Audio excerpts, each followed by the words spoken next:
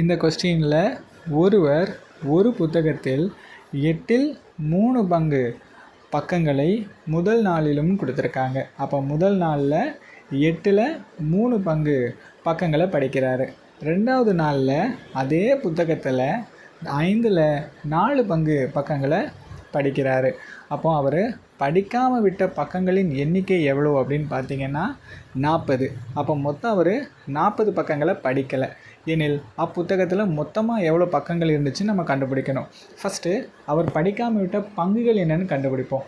8ல் 3 பங்கை படிச்சிட்டாரு. அப்போ எவ்வளோ படிக்காமல் விட்டுருக்காரு? 5 பங்கை படிக்காமல் விட்டுருக்காரு. அப்போ 8ல் 5 பங்கு படிக்கலை. அதே மாதிரி 5ல் 4 பங்கை படிச்சிட்டாரு. அப்போ எவ்வளோ படிக்காமல் விட்டுருக்காரு? 1 பங்கு படிக்காமல் விட்டுருக்காரு. நமக்கு புத்தகத்தோட மொத்த பக்கங்கள் தெரியாது, அதை எக்ஸ்ன்னு வச்சுக்கிறேன்.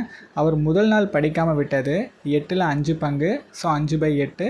2வது நாள் படிக்காமல் விட்டது 5ல் 1 பங்கு. கொஸ்டின்லேயே மொத்தம் அவர் எத்தனை பக்கங்கள் படிக்கலைன்னு கொடுத்துருக்காங்க? 40. அதனால் =40ன்னு போட்டுக்கிறேன். 5 கட் பண்ணிடலாம். இந்த 8 அந்த சைடு கொண்டு போய் பெருக்கினா மொத்த பக்கங்கள் 320ன்னு வரும். இதுதான் ஆன்சர்.